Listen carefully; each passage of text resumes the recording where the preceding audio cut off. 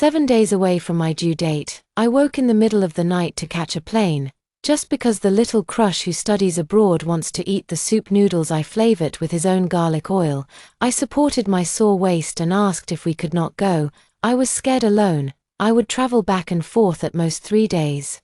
There was time. Don't let your thoughts run wild. An hour later, my water suddenly broke. Stop fooling around. Lily, I'm about to go through security. You should sleep early. He hung up the phone directly. My child has no father. Hello everyone, welcome to Takata Novel Society. Today I share with you a new, interesting story. I tried to take deep breaths, stay calm, lie flat on the bed, call an ambulance at 120, then call my brother who should be asleep and nearly hung up before he picked up. What happened? Lily, is it time for the baby to be born? Hearing his nervous voice, I burst into tears instantly, my throat blocked. And I couldn't speak for a long time. My mother died due to a difficult birth when I was born. My father was busy with business, and then he remarried. I was raised by my brother, but in order to be with Ethan, I told him many things from a businessman's point of view, and he resented me, saying that no matter what, he would not be with me anymore. On the ambulance, I tightly held my brother's hand and told him, "I'm sorry, don't be afraid, Big Brother is here." I started to slow down severely. Even with oxytocin, it was of little use, and the amniotic fluid kept decreasing. The labor hurt for 5 hours, and in the end it had to be a cesarean after pushing. I gave birth to my daughter, and the doctor placed her on my chest. Congratulations, my gold-haired baby. It's been a long time since I've seen such thick hair on a newborn. I cried and laughed. As long as she is healthy, that's enough. The name Yu Shaoshik Xiaming we gave him with Yu Mion is Jinhu, but now there is no fish anymore. So he is Jinxia, Sophie. Tonight I'm a daughter all by myself. I slept until afternoon, and when I woke up and opened my phone I saw that Ethan had reported in and landed safely at Ningren's house. I made 2 calls in the meantime. Then he asked if I was awake, if I had eaten, if I was still angry. Ningren posted on Moments, a bowl of steaming hot noodles, 2 fried eggs on top, with pickled radish and laoganma sauce. I'm so happy I could die. But who could understand that my cold stomach doesn't deserve such deliciousness, so I'm afraid the comments might be exaggerated. Ningren replied, "Love you, kiss." My brother asked what I wanted to eat. I showed him the photo, and it has to be this. Yu Ying's call rang again. I took a deep breath and answered. Percent Lily, you finally picked up. You've been ignoring my messages and you scared me to death. I didn't say a word, and you're still angry. The sudden sound of Nyenran echoed. Sister-in-law, please don't be angry, Ethan's. It's all my fault, but I really didn't expect she would actually come over. It scared me. I thought I had fainted from hunger and was seeing hallucinations. By the way, I bought a gift for the little goldfish, and some clothes, just right for Ethan to take back. Ethan laughed helplessly and asked him to step back a bit, so the flour wouldn't smear onto his clothes. We were making dumplings. He had just finished a big bowl of noodles and was thinking about the next meal. Luckily I brought a rolling pin along, otherwise we would have to use a bottle. Renee said she can sense even hazier with a wine bottle, so they wouldn't argue a few more words. Yu Minute smiled very happily. Much more lively and childish than being with me. Wife, I was born. I'm listening. Baby, are you alright? You didn't get fussy today, right? When I smiled, I wasn't very well behaved. He breathed a sigh of relief. That's good. In the future, don't play jokes like that. I know it's all a result of hormones. You're not that unreasonable. You all keep going on with rapping. The sleeves, I've eaten. I called my brother and told him I'm not eating noodles anymore. I want him to personally wrap the dumplings. My brother just laughed softly. Fine, little ancestor. The nurse handed my daughter to me. I touched her little nose gently. My heart softened into water. You're also a little ancestor. In this life, let's just rely on uncle, okay? The next day, my brother helped me walk. The wounds hurt so much I cried, and I saw my brother's eyes redden as well. He joked, when you have a wife and she's giving birth, you'll cry to death. He tapped my head. What about you? Back to the ward, I saw Ethan's WeChat message. It's snowing in Australia. Flights are grounded. He can't come back. I'm sorry. Wife, I didn't have time to check the weather forecast. And I don't know how overnight it started to snow so thick. I look outside at the bright sun, the summer greenery, and feel that we are in two parallel timelines. Without me, would he and Renee live a happier life? I and Ethan are graduate students from the same school of cultivation. He is one class ahead of me, the senior who mentors me. I almost fell in love with him at first sight. I pursued him actively. He was cool, so I clung to him relentlessly. After 6 months we started an underground romance, until he graduated. My brother said Ethan only agreed to be with me after he learned about my family circumstances. Motives impure, of course I couldn't accept it. Mion said he loved me, and I firmly believed it. I secretly asked my brother to help invest in a startup project that, ominous. After the celebratory banquet, Ethan got drunk and talked nonsense in front of me and my brother. He said I had earned money, and that I could study in any country I wanted. My brother would support me and wouldn't let me suffer again. My brother teased me about when I wanted to study abroad. How could he not know? I couldn't answer. The one who is going abroad to study is Ningren. It's just drunken words. They grew up together. Those feelings are normal. I'm brainwashing myself like this. I love him, as long as he's by my side. The next day when he woke up drunk, I asked him if he wanted to marry me. He was surprised and asked if I had let something slip yesterday, as he had already bought a ring and prepared to propose to me. I asked my brother for the household register. We had a big argument. In the end, she couldn't shake me off, and she was very angry, sighing deeply. Fine, whatever. Don't come to cry to me later. It's okay. You can stay over there and keep him company for a while. Renee, you two haven't seen each other for a long time either. I went back to Mion. Thank you, wife. I was just thinking that after you give birth you'll be inseparable, so I hurried over to take a look. Xiao Ran can't be without people. Doctors, nurses, the confinement nurse, my brother, but he probably doesn't count as a person. He asked 2 more times about the baby, and I said it's very good, don't worry. Sophie's little hand is gripping my finger tightly. Speaking English with all her might, getting more and more excited as she talks, tears dripping onto her small clothes, and I suddenly realize I am crying too. Aren't you crying? Mom cried instead. I smiled and said Mom isn't as strong as a baby. The confinement nurse rushed over with a towel to warm and soothe me. During the month-long confinement, we aren't supposed to cry like this, because if your eyes cry themselves out, it's a lifetime's trouble. On the 3rd day after delivery, I still had no milk at all. My elder brother said formula is better, so I can spare some effort. I cried again. Ethan to video with me. Show me the snowy scenery and the snowmen they built. I said I am eating with my older brother, and he said forget it. With my brother around I feel much more at ease. You were about to give birth and my heart has been carrying me for a long time. You left so decisively, not showing any worry about me at all. I've already seen the snowmen on Ningren's Moments.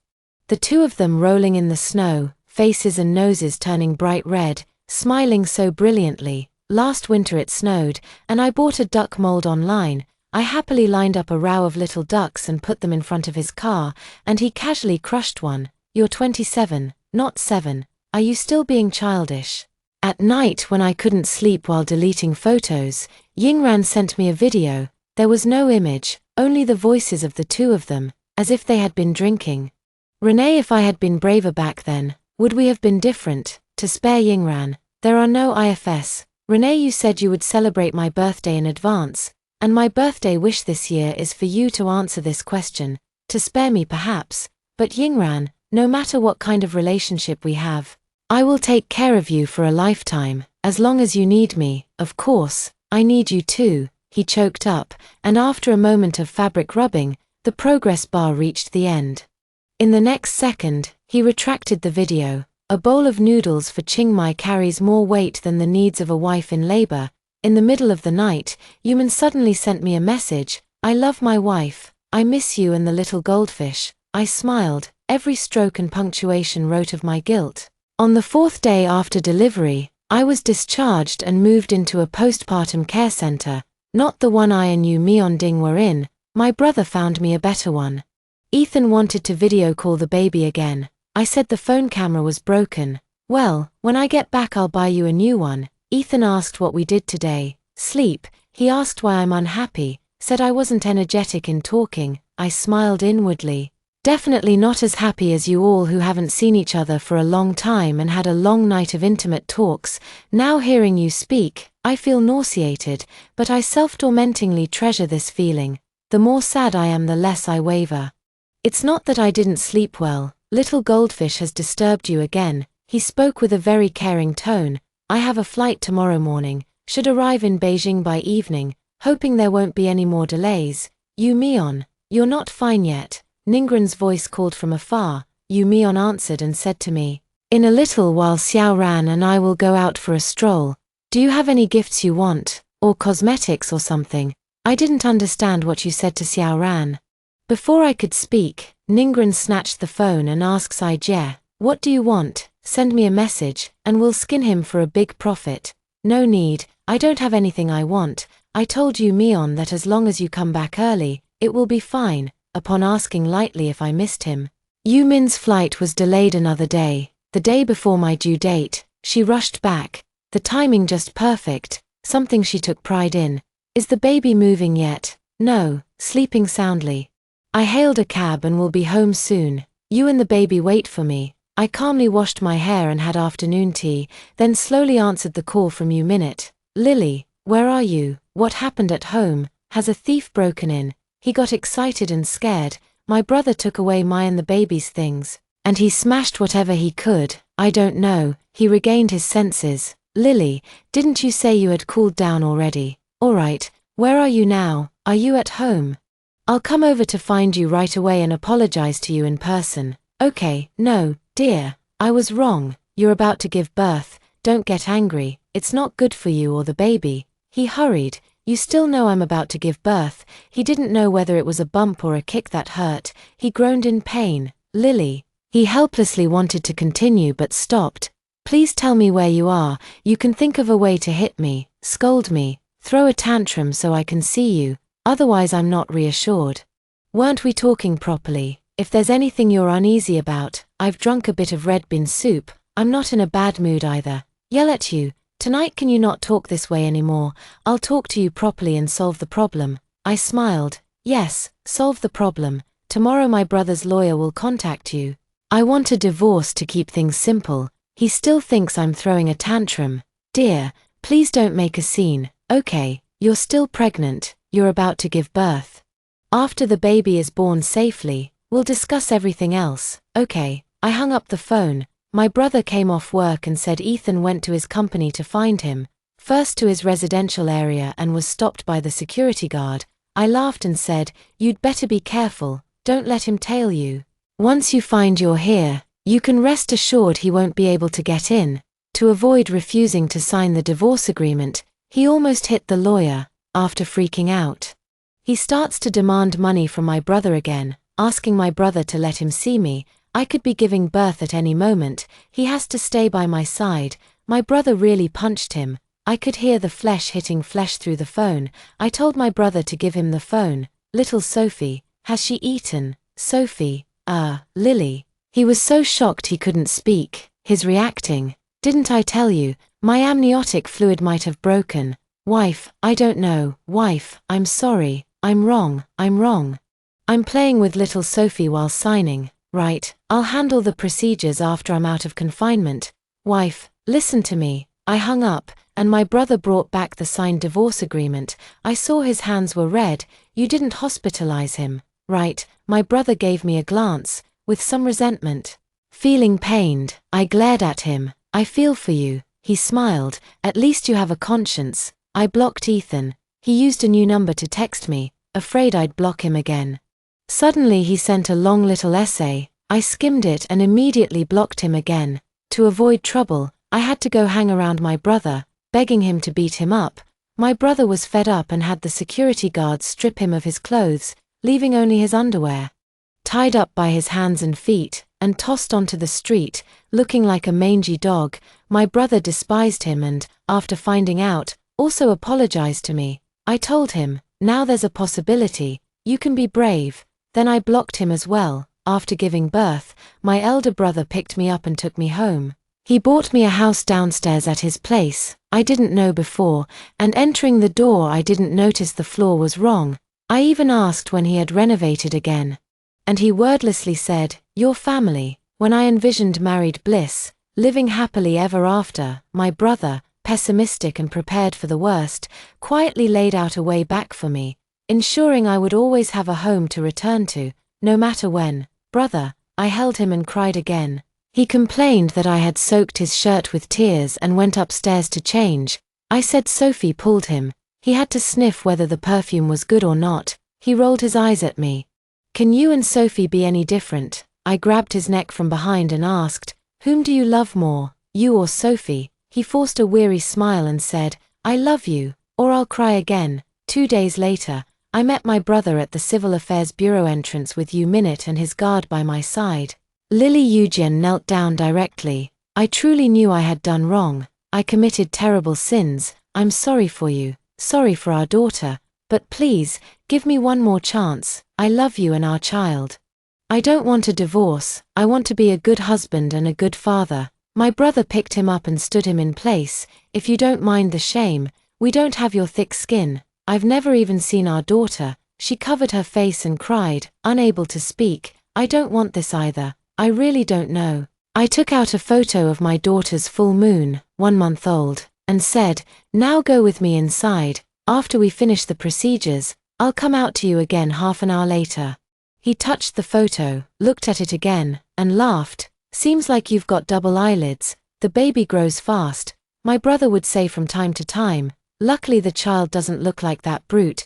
Could I see him?" I snatched the photo back from his hands and told him that after a month when I received the divorce certificate, "I'll let you see him." We took Sophie outside the door and saw Ethan outside the community a few times. She wore her old clothes, which looked noticeably looser.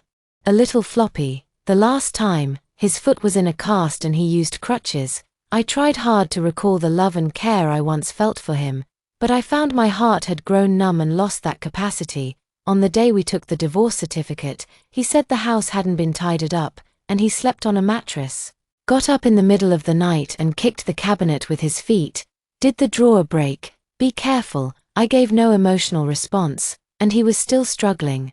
Asking me how I could forgive him, that he could do anything. I asked, "Can you make time go backward, or can amniotic fluid flow backward?" His face turned pale. "I dream of going back to that night." "Go be in your dream." I kept my promise and let her meet her daughter in the car. She held her carefully and called him "Little Goldfish," crying, saying, "Daddy was wrong." I reminded him, "My daughter is named Sophie." "Sophie, Sophie, Sophie, Sophie, sounds so good." After we got out of the car, he pulled out a pair of small goldfish bracelets, gifts that Xiaoran prepared for Sophie. I didn't take them, they were quite nice. "Save them for when you have baby goldfish." He clutched me, explaining earnestly that Xiaoran and I really have nothing between us. "We're just friends, siblings. You believe me, right?" I pushed him away and closed the car door. Sophie is allergic to Sophie, which is quite funny.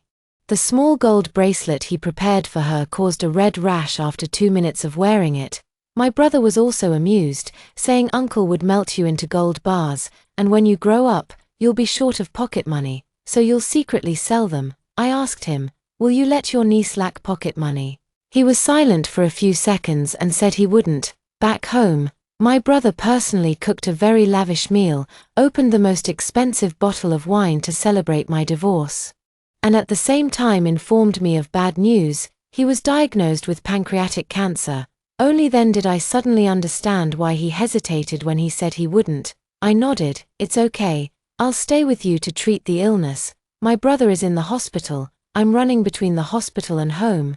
While starting to handle the company's affairs, after my father died, he left a huge mess. My brother woke up early and stayed up late for years to rebuild the company. I don't want his hard work to go to waste, so I changed the company's name, and I want to prove to my brother that I am capable of providing a good life for myself and Sophie without him having to worry.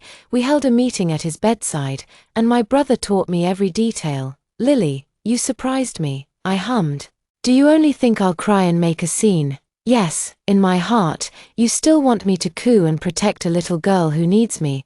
I lay on his bed crying, and the more he coaxed me, the harder I cried. After I left my brother's ward, I sat downstairs to take a breather and saw Ethan walking toward me. Wonwan, what happened? Is something wrong? He had already followed me to the hospital once.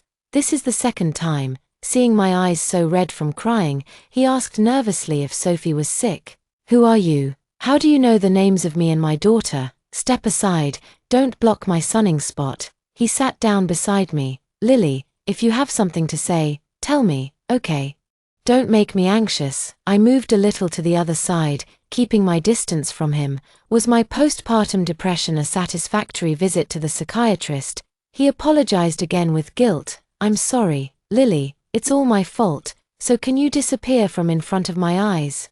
If you want me to feel a bit better, he said okay, stood up and didn't leave, and offered to take me home. I can take a taxi myself, I said. I went home, looked after Sophie, fed him some formula to calm him to sleep. Then went to the company for a whole afternoon of meetings. When I came out, I saw Ethan again. It seems she came to see my brother, probably to ask about my depression. My brother is on a business trip. I walked along the roadside, and he followed me. You started working at the company.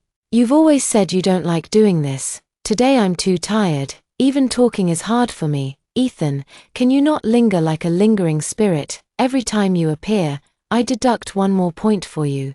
Don't you feel you are more passionate, more persistent? Please, let me go, and let yourself go as well. We really can't be together. I just want to make amends for my mistakes. I sighed. If you don't appear before me, that would be the greatest apology, to prevent you from vanishing for a while. I'm grateful to him, and I can still listen to what he says. Xiao Jin caught a seasonal cold, a respiratory infection, and stayed in the hospital for a week. I couldn't eat, and I had ulcers in my mouth, which made eating even harder, so I lost several jin. When I spoke to my brother, he suddenly touched my face. I was skin and bones. I was just about to say something to him, but he wasn't much better off than I was. There was a sudden movement at the door. A man came in. The two of us looked at each other, and I felt the atmosphere was a little delicate. My friend Ryan, someone you met when you were young, my brother began to introduce. Zhao Hui smiled at me. Long time no see. Lily, I have a slight impression. After the middle school entrance exam, my brother took me out to travel. He played with us for 2 days. Lily, you go back and rest. I'll talk to him, my brother said. Since that day, someone has been taking care of my brother. Someone feeds him at meals and gives him water to the mouth. He fidgets trying to explain to me. I said I had long since guessed it.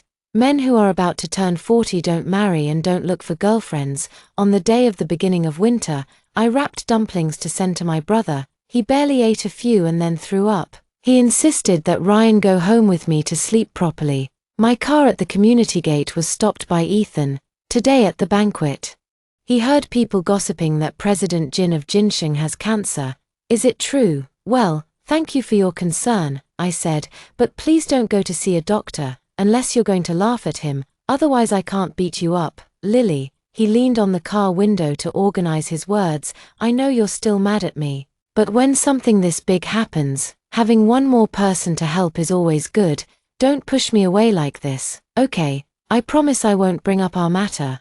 I won't make things difficult for you. I glanced over at Ryan. Really, there's no need for your help. Ryan understood, and said, I'll take good care of Lily. You don't need to worry about this gentleman. You seemed surprised. We're just friends now. I laughed, signaling him to take his hand away. The next day, Ethan came to the company and waited for me downstairs in the afternoon. As soon as he saw me, he handed me his phone to show our chat with Nyen Ran. You mind if I never contact him again? He agreed as well. I smiled, led him outside. What does this mean? It's as if I'm forcing you to cut off relations with your family. No matter what you do with him, it's none of my business. Don't do this kind of unnecessary thing again. Okay, Ethan looked at me. Lily, we're also family. My brother is also my brother. I can't stand by and watch. Who was that person yesterday? When did you guys meet? Is he trustworthy? I'm worried you'll get cheated. Especially at a time like this, when someone is nicer to you, you're easily moved. Seeing Ryan, I waved my hand, turned my head, and told him there's no need to worry. I'm an adult. Even if I got cheated, I could bear the consequences. I wouldn't be so stupid as to have a child with someone else. I'd walk toward Ryan. Ryan extended his hand to me, and, sensing a hint, I nodded and walked away. After getting in the car, my brother asked me whose hand was bigger, his or mine, and I was puzzled. How would I know when you all compare yourselves? Right. Ryan smiled and said that his brother was jealous. May you grow up and stop holding his hand. He has always disliked how clingy I am, always complains about my talkativeness with a blunt attitude. My brother, embarrassed and angry, kicked Ryan. Ryan grabbed my brother's hand, and the two of us compared. We then went home, picked up Sophie, and went to a photo studio to take a family portrait together. 2 days later, my brother went onto the operating table, and Aunt Sophie was waiting outside for him to come out. My brother and Sophie made a pinky promise. Aunt would surely come out safely. The surgery was considered successful, but my brother still couldn't endure the winter, and I was very sad. Sophie still can't remember what Aunt looks like. When he grows up, he can only know what Aunt is like from my stories. On Aunt Sophie's first birthday, he finally spoke clearly, shouting uncle for the first time. Earlier he could only say it vaguely, and Ryan's eyes reddened. Aunt would surely be very happy. On the weekend I pushed Sophie to go for a walk in the park, letting Ethan watch his daughter. He brought me a cup of coffee, with milk and sugar. Too sweet. I used to like it. Now I'm used to drinking black coffee. You know Ryan, right? He suddenly asked me. I was taken aback. How did he know? You know he must be telling the truth. So he really is your brother's friend. Why would he lie to me? I smiled. What have I lied to you about? Have I said I would date him and marry him, and make him Sophie's stepfather? He did promise to let my brother take care of me and Sophie, and he is indeed doing it. So what if I lied to you? If you keep pouncing on me all the time, how could I be at peace? He said he cannot accept Ryan interacting with his daughter. I am speechless. He really, Ryan. What kind of person is a man like my brother? But a person like you, discriminating against minority groups. I should consider whether to let you contact my daughter. Don't corrupt Sophie. He is in the wrong. Can't argue. And started another topic. Lily, do you hate me this much? After so many years of our relationship, can you really say forgetting and losing it? I have been working desperately this year, because as soon as I have a moment of leisure, my mind spirals out of control.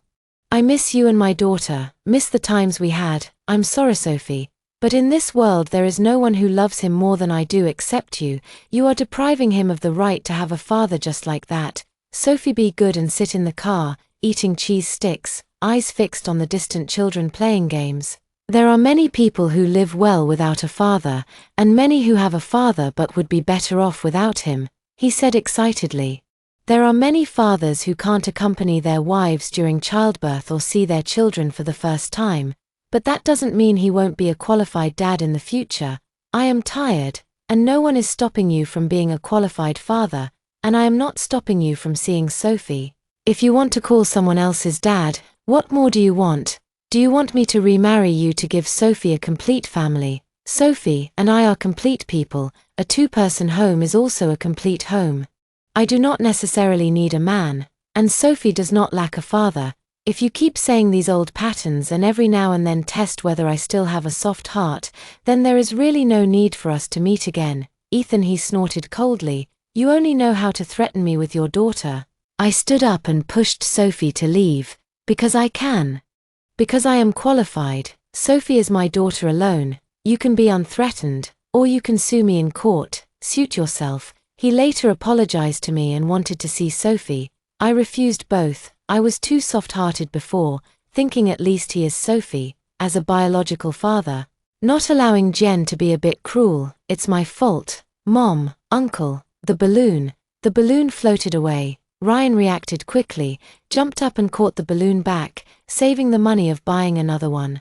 Uncle is really amazing. Sophie excitedly hugged Ryan's thigh. This time I tied the balloon to Sophie's small backpack. It should not be pulled off again. Sophie climbed for a while and got tired. Ryan carried him and beat out a rhythm to encourage Uncle. I laughed so hard, I filmed a video behind. Didn't I tell you yesterday to charge the power bank? I thought you said it was already full. I heard a familiar voice and turned to see Ethan and Nengren sitting on a stone bench at the edge of the steps taking a rest. Yu Mion saw me first, froze for a moment. Lily Renee stood up, her belly protruding, looking about 4 or 5 months along. What a coincidence, Auntie WN, Ryan. And Sophie turned around to see I hadn't kept up and stopped to wait for me. Sophie Xiaoyu, breathless with excitement, trotted up. Sophie hugged Uncle's neck, being shy and not wanting him to hug. Hello, Dad. In his heart, Uncle is Dad and Dad is Uncle. The terms are labels, but the feelings are real. Did you bring a power bank for the evening? Can I borrow it? My phone is dead. Renee smiled and talked to me. I said I didn't bring one. I also want a daughter. To be as cute as Sophie would be fine. He said again, Mom.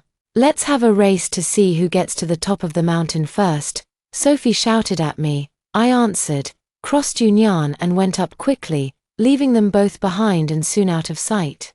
When we were coming down on the cable car later, Ethan messaged me to explain that Nengren's child is from IVF. He wants a child. He's just helping out. As long as you need me. I thought of that conversation and smiled. Sophie asked me what I was smiling about. What was so funny? Do you see a leaf on Uncle's hair? He helped Uncle pluck the leaf, pouting while criticizing. I saw that not only did I not remind Uncle, I laughed at him, making me apologize to Uncle. Okay, Uncle, I'm sorry. Ryan laughs. Okay, I accept your apology. Sophie, okay, the cable car is here for us. Good night. The first story ends here. I hope you enjoy the next stories even more. Let's continue reading. On my birthday, Dr. Lou drove my car and caused a minor accident. When I rushed to the scene, I found that he was not alone in the car. The girl was very timid, picking at her fingers and bowing her head. Before I could ask anything, Lou Ishan hurriedly explained that he was my assistant. And since it was late, he was just giving her a ride home on the way. I nodded with a smile, and from the corner of my eye I noticed a pink diamond necklace hanging at the girl's neck. This reminded me of the receipt I had sorted from his pocket a few days ago, and indeed the price was not cheap. Having finished handling it, he waved and signaled the girl to get into a ride-hailing car. It's inconvenient for me to be alone with a girl, so I have to safely see him home. I grab his arm and say, "Today is my birthday, can't you let him go home by himself?" He shook off me, leaving only a hurried silhouette. I wait for him to come back at night to explain to me. The light has been on all night, and he hasn't come home all night, and I haven't slept all night. In the morning, as usual, I went downstairs to the company to buy coffee. Lu Ichuan sat at the window seat, seemingly timing it perfectly, waiting specifically for me. He was still wearing yesterday's suit. Only the folds were more pronounced. When he saw me, he stood up, a flawless smile spreading across his face. He swung a Swarovski necklace in front of my eyes. "Happy birthday to you. Last night I stayed late at the office, afraid of disturbing you, so I didn't go home." I smiled at the thought of that expensive pink diamond resting between the girl's collarbones. I chased after him, wanting to say something, but by the time I reached the doorway, he had already walked quickly to the crosswalk under the traffic lights. Yesterday that girl smiled at him as he handed her the coffee. The side of her face showed a tenderness and patience I had never seen. The girl linked her arm with his, lowered her head to take a small sip of coffee, then raised her face to smile at him and said something, and he bent his head and smiled in response. The green light flashed, he held his shoulder, and the two of them nestled together as they threaded through the morning peak crowds. I stood at the coffee shop in trance, fingers cold, the hard edges of the necklace in my palm pinching it to ache. A drop of blood welled up, staining the cold chain, but he never looked back. When the green light came on again, their figures faded into the sea of people, and I finally let go. Around early afternoon, he parked downstairs at the company to wait for me. I suddenly remembered that we were supposed to go look at wedding dresses together. How could I be angry after giving the birthday gift? "Wife," I looked at him without a word. Yes, I still hadn't figured out how to handle this relationship. Sunlight pours through the full-length windows of the bridal shop, and the air is filled with purity and romance. I stand on the semicircular fitting platform, looking at myself in the mirror. The exquisite lace mermaid wedding dress fitting perfectly to my figure. Michael sits on the sofa behind me, his smile flawless. "Baby, you're too beautiful. Turn around so I can take a good look." If he had said this in the past, I would have been overjoyed. And the sweet fragrance around his collar that doesn't belong to me reminds me to seriously think about what our relationship really is. He stepped forward to adjust my veil, and the focused, serious side profile overlapping with the girl's whispered scene before my eyes. I take a deep breath and look at him. "Michael, can you tell me who he is? What exactly is your relationship?" The moment I say this, his face changes instantly, as if a cloud has suddenly pressed over a clear sky. He turns his face away in irritation, frowning, not happy at all. "That's enough. You find this interesting." I do not answer. Anything I say seems superfluous. In silence, we change clothes. And I don't watch him push open the door and walk into the gym at dusk alone. By dusk, the sky drifts with light rain, and the decayed sunset stains the grey city. In the rain and mist there is a kind of desolate beauty. I walk in the rain when a sudden rush of footsteps comes from behind, Michael panting, tightly enveloping me in his arms. "After we finish the wedding, I'll put my current project aside and take you out for a break. Where do you want to go? The Maldives? Or the Nordic countries you've always wanted to visit?" "I'll go with you." He holds my shoulders, his voice so soft that it nearly makes me feel disoriented. This reminds me of college days, when every time he made me angry he comforted me in such a clumsy yet sincere way. Back then his shirt collar carried only the scent of sunlight and laundry detergent. A clean smell, pure like the breeze of early summer. But now the scent on her is mixed with unfamiliar perfume and someone else's sickly sweetness. Just last night, I secretly opened his computer. And that girl has her own exclusive folder. It is filled with the gentle and playful expressions of his laughter. And how long has it been since we last spoke properly? For nearly half a year. Almost every night I ate alone and slept alone. I thought he was busy. Maybe he was busy keeping the company of that girl. When he saw I had no immediate reaction for a long time, he seemed a bit impatient. "All right, stop throwing a tantrum. Trust me, this time I will definitely do what I say." I smiled. "Lu Ichuan, I have always known your drive, but I never deserved to let you make a change." The rain falls harder and harder, water droplets slide down my eyelashes. "Careless, really, stop messing around." His voice sank, with an unequivocal edict. "This period has really been too busy. Once tonight's business banquet ends smoothly, I will accompany you properly." The 3-night business banquets were organized by Lu Ichuan's company and held in the banquet hall of the city's top hotel. This time, all of the invited guests were their most important clients, and I was one of the representatives of a major client. Under everyone's gaze, Michael brought that girl on stage, her in a well-cut dark suit laughing and talking, and the girl in a white long skirt with many small pearls, clearly displaying Michael's aesthetic. He followed closely behind her like a shadow, half hidden, as various gossip began to drift into my ears. "Look, that girl. President Lu really brings whoever he goes to.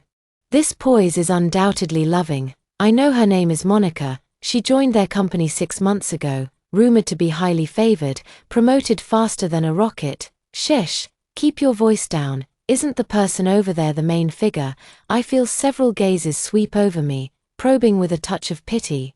I straighten my back and maintain an impeccable professional smile on my face, as if those discussions have nothing to do with me. The girl, whether intentionally or unintentionally, keeps glancing toward me. And when our eyes meet, there is always an indescribable discomfort in her gaze.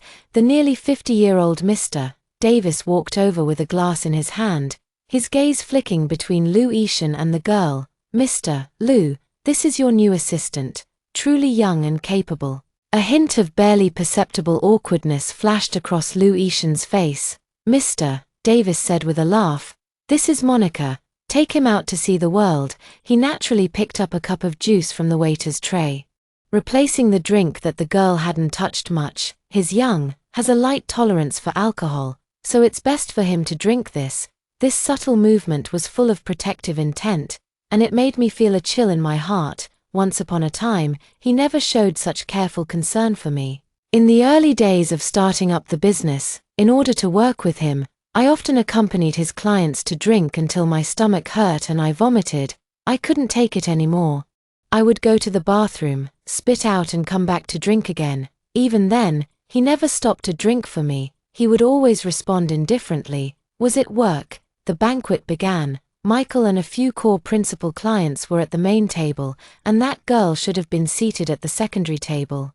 But he pulled an extra seat for her beside him, in a tone that left no room for objection, quietly telling me to sit here and listen well, to learn. The round of toasts continued. The atmosphere was lively. He looked at me and said that this project could progress smoothly, thanks in large part to the strong support from my fiancé's company. He looked at me, his eyes gentle enough to be sickeningly sweet. At that moment, my stomach churned. After 3 rounds of drinking, Mr. Davis seemed to have had a bit too much to drink, and he forcibly dragged Monica to drink more. The girl, caught off guard, paled instantly, looking helplessly at Michael, her eyes full of pleas. The man suddenly stood up, nearly losing his composure, raising his cup and draining it in one gulp. The people nearby let out jeers as if enjoying the show. I looked at the hand that tightly held the girl's arm and suddenly found it incredibly absurd, stepping over to his side and saying, "That's enough, Michael. This is too ugly." At dinnertime end. This time he did not send Monica home. The two of us sat on the living room sofa, for almost hours, not a word. The phone buzzing like a death omen, the screen lighting up again and again, then going dark again. I picked up the phone. It was that girl. I don't know where she found my number. A string of messages popped up, not just words, but a bunch of intimate photos of them flirting and extremely provocative taunts. "Emily, you think not letting him drive me home back will win? He's long stopped loving you.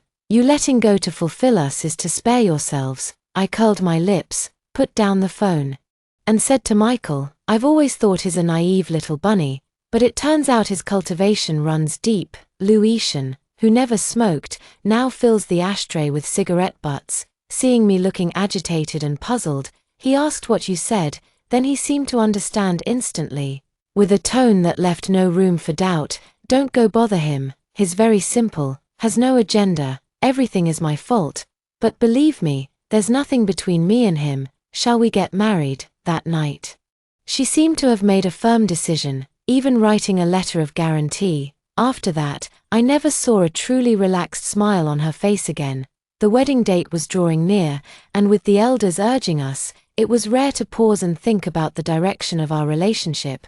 But for some reason, my heart always felt anxious and uneasy. That guarantee, along with the pink diamond receipt, was tucked into the bedside drawer by me.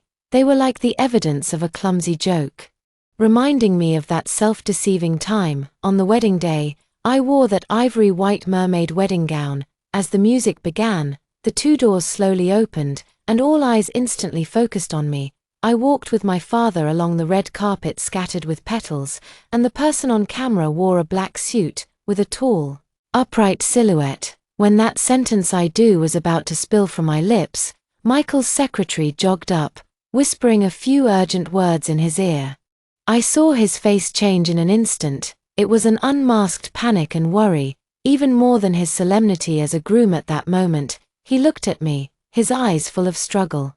But that struggle was almost instantly replaced by decision, and he suddenly fainted silently. So, my voice grew calm, and even I was afraid to be careless with myself. I had to go see Michael. I called to him, my voice carrying the last hint of hope. "You leave, and the wedding won't happen." His steps paused for a moment. After a moment, I confirmed he was all right and he must come back to wait for me. After saying that, he almost ran toward the side door. And I finally no longer needed to deceive myself. 120, Monica, Emily. The more I delayed going to the hospital for a checkup by half a month, the more I realized I was nearly 2 months pregnant. I pinched that thin test result and sat on the bench outside the consultation room for a long time, my mind blank. It wasn't hesitation about whether to keep the child. I suddenly felt an overwhelming and bone-deep ache, since the incident occurred, from the moment Monica appeared. I cried for the first time uncontrollably. Ironically, on the day of the surgery, I saw the swelling is in Monica's belly for prenatal checkups. He was supported by Louisian, cared for tenderly, And this scene was ridiculous to laugh at, an unmarried fiancé about to enter the operating room for a miscarriage. His current girlfriend is pregnant with his child, his own father living on the 12th floor in the cardiology department, near death, yet he supported Monica, who was fully healthy. Fearing he might have a problem, after the surgery, I didn't rest for a few days, rushing to the bridal suite to finish packing things. The door's happy character, Fu, had not yet been taken down, and the glaring red contrast sharply with the room's cold quiet. I paused for a moment, reached out to take down that happiness character, as if drawing an end to a ridiculous relationship. Michael heard the sound and walked out of the room, and when he saw us, we were both stunned. He adjusted his emotions and spoke in his usual way. "Emily, do you have to cause a scene like this? I've really had enough of this." I ignored him. The packing tape in the living room screeched harshly, unusually clear. The two of us confronted each other like that. This house is a marital home. Yet we've lived here for a long time. Every corner is filled with a lot of memories and photos. The walls hang the sweet moments we once shared. My eyes filled with heat as I looked. Those warm, vivid memories, at this moment, are like frozen specimens, cold and distant. About the past, I decided not to take anything with me. I looked up at him, my gaze calm enough to surprise him. "Michael," my voice wasn't very emotional, "think carefully about what I'm really upset about." He seemed to choke for a moment, his tone softening a little, slipping into his usual manner of trying to persuade me. "That day was an accident." Suddenly silently fainted. The situation was critical.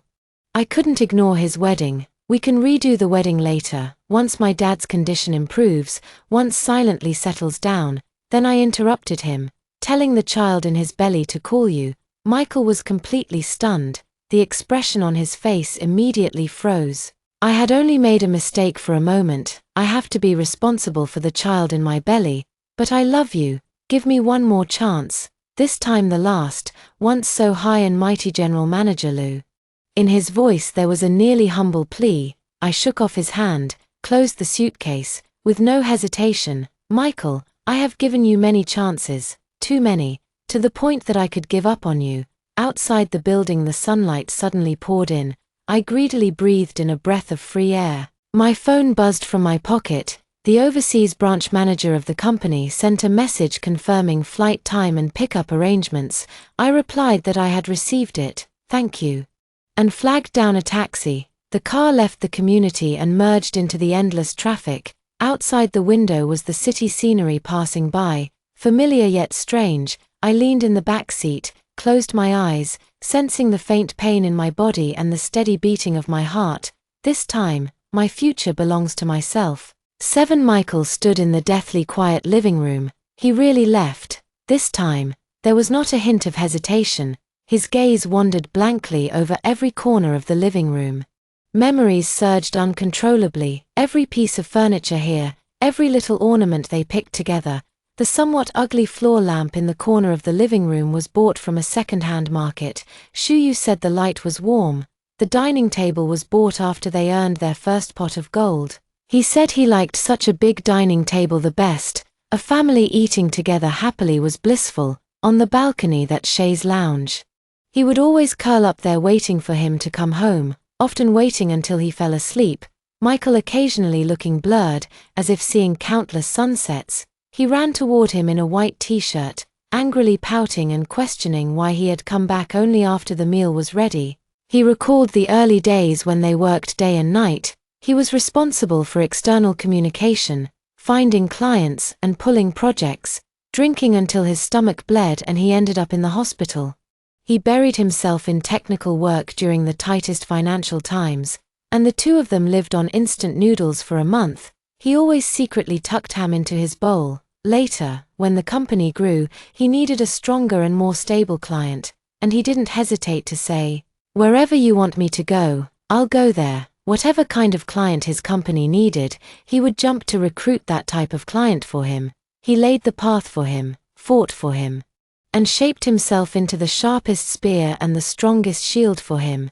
His business ability was top-notch in the industry. Even though everyone knew they were a pair, every company rushed to offer her olive branches. Emily not only could he make money for Michael, but he could also make money for his own boss.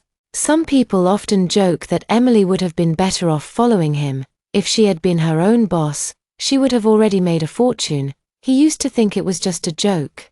But now he realizes that without her, he really can't do it. Yet he never thought of giving her up. He thought he had merely made a mistake that many men make, and naively believed that she would forgive him again as she had countless times before, and understand him. But Shuyu said, "I have already given you many, many chances." His words struck like a heavy hammer, knocking him to the ground. He stood up abruptly, staggering as he rushed toward the bedroom, frantically opening his wardrobe. It was half empty, leaving only a few haute couture pieces he had bought for him but rarely wore. The skincare products she used most on the dressing table were taken away, and the air was filled with the lingering scent of that cold perfume she used, slowly growing cooler and lighter. Helpless and devastated, he pulled open the drawer of the nightstand, his fingers searching among the contents, where he usually kept some miscellaneous items. Perhaps, just perhaps, he could leave behind something important, something that would give him an excuse to contact her. He took out an envelope and opened it. The first page was a hospital receipt. His eyes scanned quickly, freezing finally on a few cold words: artificial abortion with vacuum aspiration. The surgery date just a week ago. Michael's breathing suddenly stopped, and it felt like the blood froze in an instant. He was carrying their child. That afternoon, a week ago, that afternoon, where was he? Vivid memories surged into his mind. That day, he was with Monica in the same hospital's obstetrics department. He must have seen everything. A great shock and heartache swept over Lu Yichuan, nearly making him unstable on his feet. He supported the headboard, his fingers trembling so badly that the papers rustled. Why had he never told him that behind the surgical bill was his promissory note, the receipt for the pink diamond, and the incriminating intimate photos with Monica and his provocative words to him? "Miss Shu, do you think preventing him from sending me home would win? He stopped loving you a long time ago. Letting go and setting us free is letting ourselves go. The person he chose is me, even if it was at your wedding, Miss Shu. You have lost completely." It turns out he knew everything. He silently gave him many chances again and again. The dusk outside grows heavier, shrouding everything in the room in grey darkness, and this time, no one will light that warm lamp for him again. 8. The plane slowly descends, and outside the window is a vast blue sky with not a cloud in sight. My best friend is waiting at the arrival's gate, her eyes filled with worry. She wants to say but holds back. If she wants to cry, let her cry. This is the first thing he says to me when he sees me. I smile, refreshed and energized. The journey hasn't tired me out much. Whoever says I want to cry, I'm not sad at all. I came here to pursue my career, not to mend my wounds. When he saw my condition, he breathed a huge sigh of relief, then hugged me again with an astonishing strength. "Okay, this is Emily as I know her." He patted my back, his voice filled with the joy of relief. "I knew you wouldn't be easily knocked down. Welcome to my new partner." He naturally took my luggage cart, and began speaking rapidly about the office being rented, the basic framework already set up, and just waiting for you, the super brain, to take the helm. "Oh, by the way, your apartment is in the building next to mine. I know the landlord. And I've prepared everything for you." The evening breeze carries an unfamiliar scent and washes over me, yet I feel a strange sense of familiarity and reassurance. Listening to the energetic voices of my friends beside me, looking at the unknown city, the clouds of gloom weighing on my heart seem to have been blown away by this wind. I don't believe I could forget him. 5 years away from home, I haven't returned to the homeland.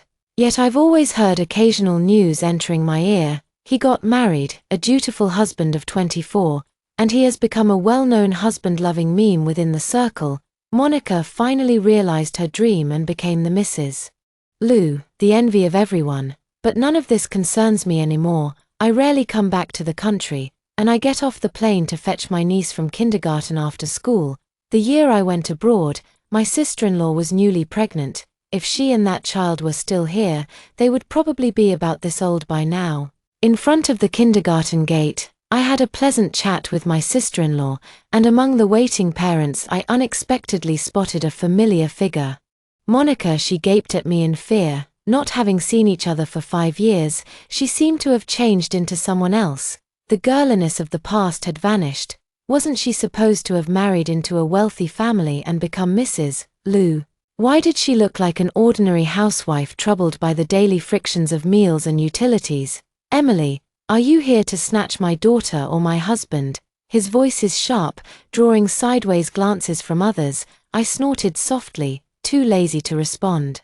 She really treats Michael as a treasure. 9. Michael, Michael, Michael, Michael, Monica, Monica. Michael, his face looked terrible already, but Monica had lost control and couldn't stop. He grabbed his daughter from behind with a rough tug and shoved her violently in front of Michael. The little girl staggered and toppled to the ground with a thump, scared stiff. Hurry and beg Dad to go home. Otherwise Dad will be taken away by this bad woman, and you will have a new mother. Lee Momo. Michael clenched his fists, forcing out a sound through his teeth, trying to endure as best as he could. The fact is, no matter what, after finding a stepmother for his daughter, it will surely be better than the current state of this mad, cruel appearance of yours. Hearing this, he silently broke through his defenses. He charged at me like a mad lioness, and Liu Yichuan reacted quickly to block him in front of me, using his body to separate us. This frightened the little girl a lot. She burst into loud screams. This pretty aunt, can you not be my mom? I want my own mom. My heart softened. I crouched down and gently patted the dust on the girl's knees, speaking softly. Rest assured, Auntie will never be your mom, because everyone has their own mom. The little girl stared at me with doubt. Then whose mom are you? I touched my slightly swollen belly and said, my baby is here. The scene erupted in an uproar. The air suddenly carried a gossip-filled scent. I crouched on the ground and couldn't see Michael's expression, only saw his fists hanging at his sides clenched tightly again and again, the knuckles turning pale. I stood up to meet him, bearing his bitterness and lingering hurt, yet my heart felt incredibly at ease. His gaze fixed on my belly. The look in his eyes was as complex as a spilled palate. Shock, pain, confusion, and a hint of pain that couldn't be concealed any longer. Her Adam's apple rolled violently, and the sound was dry and nearly bursting. Pregnant. This was the first time I had seen her. Fragile and dazed, and this question seemed to exhaust all her strength. Monica's scream sounded like irrelevant noise. What? Whose child are you carrying? Shinshuyu, you shameless bimbo. But Michael seems not to hear any of his curses at all. His entire world appears to have only me and the news just announced remaining. I meet his gaze with calmness, even a hint of distant smile. Yes, my tone is light and certain, as if discussing today's weather. Almost 4 months. This sentence completely shattered his last ounce of luck. The faint light in his eyes extinguished. He opened his mouth as if to say something, but in the end all words stuck in his throat, turning into an almost inaudible breath. Beside Monica is still crying and pulling, with no image left. Their daughter is scared and crying louder. This scene is chaotic and embarrassing, forming an incredibly ironic contrast with his usual precious and poised image as President Liu. He finds it extremely hard to avert his gaze, no longer looking at the seemingly rich Lee Momo, nor the crying daughter, but only says in a nearly exhausted husky voice to the air, let's go. Whether it is a silent command in the command or a directive to himself, when they return home, she locks herself in the study and stays inside all night, letting the couple outside wail hysterically, make trouble without reason. Michael, do you miss that B***** again? I originally didn't want to expose your affair. You dream of his name every night. Since we married you've been like a wooden person. You've never touched me. Is that right? Michael smirked. So I dream of him too. So I have never forgotten her. Outside, the daughter's crying grew louder. He clutched his head, dazed, laughing. Tomorrow there is another crucial business negotiation. He needs rest, but since marriage there hasn't been a single peaceful day. He suddenly picked up the phone and called the secretary to draft a divorce agreement for me. Now, immediately, right now. I stepped into Michael's company again. My heart a tangled mix of feelings. This place once was the realm I built alongside him. holding all our sweat and tears, and now returning to the old grounds, it is solely for acquiring it. Over the years, Michael's position in the industry has plummeted, glory a thing of the past, and rumors swirl from all sides. Losing me, he nearly lost his arms and legs, facing these rumors. He only offered a wry smile, never defending himself. When he steadied his emotions and appeared to greet me, the moment we met eyes, his gaze seemed to plummet into a bottomless abyss. This is Charles. An assistant sent from headquarters, introduced to the person beside him, Emily, who is Charles's most trusted partner and also Charles's newlywed wife. A hush fell around, and those who knew me whispered, while those who didn't knew only envy and praise, "Is Mrs. Moo the one Mr. Lou's wedding left behind back then?" This voice was just loud enough for Lu Yian to hear, his pupils constricted, and his face could not hide his awkwardness and embarrassment. Charles is someone I met at a high-profile international business forum, who proactively and sincerely added me to contact information, a man I had long admired. My team has always needed top talent who understands both technology and management, and who might be interested in working with me here. Faced with this sudden, weighty temptation, I truly felt moved. After all, this is Moo Chi-yoon, a figure of towering status with a renowned family background and exceptional looks and strength. An industry legend. I thought it over for just one night and readily accepted his invitation. Surprisingly, he is not only a good boss but also an impeccable boyfriend. I found again that sense of fighting side by side and achieving together. He gives me a sense of security, reports to me no matter where we go, and is decisive and unwavering in public. At home, he is gentle, considerate, and even somewhat adorable. A gentle, loyal big dog, a striking contrast. He cherishes and spoils me like a little princess. Michael's gaze lingered briefly on the hand that was warmly clasped with Hee Chi-yoon. Charles has long admired Mrs. Shin Moo. He welcomed her to extend a hand, his voice striving to remain steady. Moo Chi-yoon took the lead in the handshake, poised and dignified. But the bit of jealousy in his eyes, though hidden from others, could not escape me. He carried the natural sense of control that comes from being in a higher position. "Mr. Lu. A pleasure to meet you." In this merger, the core value assessment is led entirely by my assistant, and by my wife Emily. She is absolutely authoritative in this area, and I trust every one of her professional judgments. Michael's complexion visibly paled again. He had no choice but to face me as I extended my hand once more. Then it would be Mr. Shin's turn to deal with it. 12 negotiation tables. The blades flashed, all unseen battles. Every one of my data points was precise. Every judgment pointed straight at the core. The look in his eyes toward me shifted from initial shock and pain to a hint of disbelief, then to awe and regretful admiration, and finally, to despair. Perhaps up to this moment, he finally realized what he had really lost. During a mid-meeting break, I was refreshing my makeup in the restroom. Just as I stepped out of the restroom, Michael waited in the corridor's shadows, belonging to him, his voice hoarse, with a trace of pleading. "Can we talk?" I paused, maintaining the distance with perfect timing, my expression calm. "Mr. Lu, if it is about the merger, we discuss it in the conference room. If it is about private affairs, I think there is no need for us to talk. I know I owe you an apology. I deserve to die for it.